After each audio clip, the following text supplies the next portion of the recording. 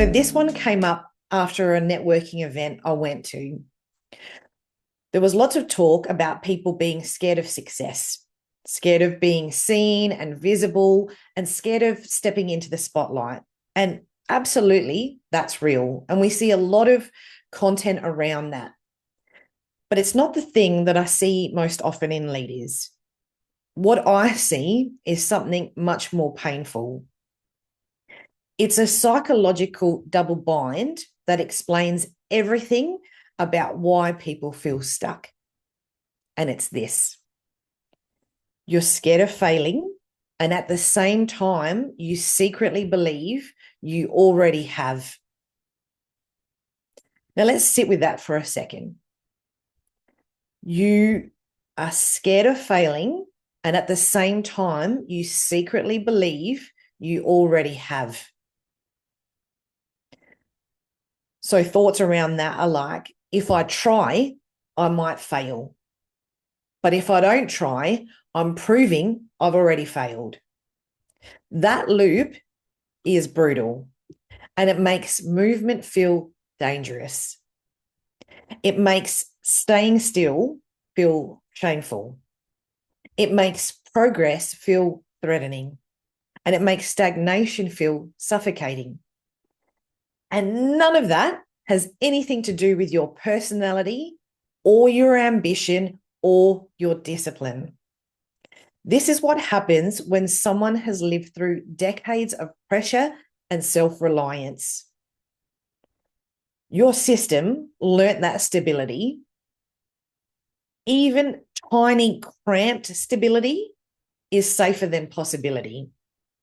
And that belief of I'm already a failure, that's not truth. It's a trauma echo. And people who actually fail don't walk around thinking they're failures. People who've carried too much alone for too long absolutely do.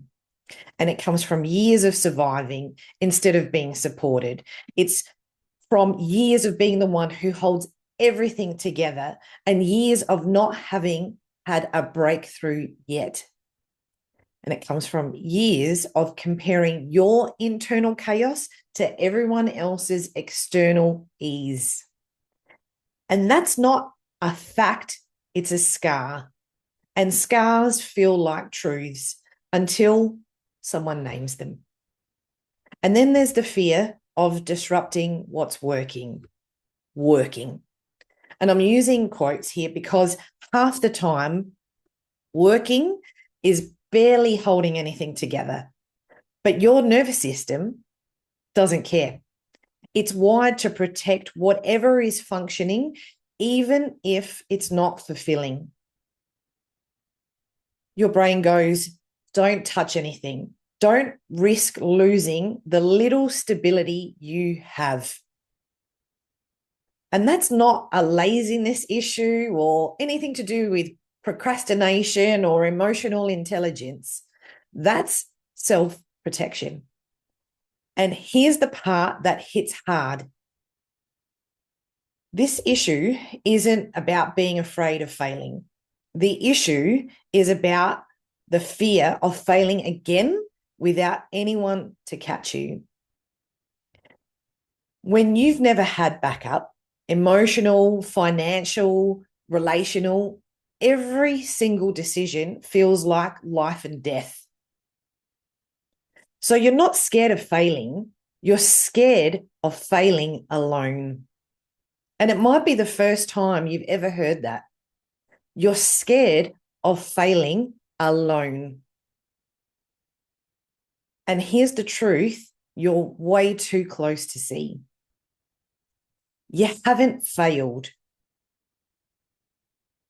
You've survived. You've built things. You've held things. You've kept going when most people would have collapsed. So that's not failure. That's endurance. And endurance isn't expansion, but it's the foundation for it. So the shift you need isn't courage, and it isn't bravery, and it isn't another course, and it isn't another framework, and it's not more reading or more workshops or anything else that's just going to keep you in that stuck mode. It's permission.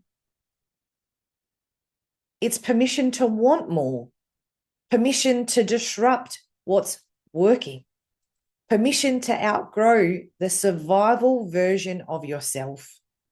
And it's permission to build a life that supports you, not just the one that you can survive, that's keeping you going, just getting by. So let me leave you with this. Which belief feels louder right now? The fear of failing or the belief that you already have? Because your answer is going to tell you where the real wound is.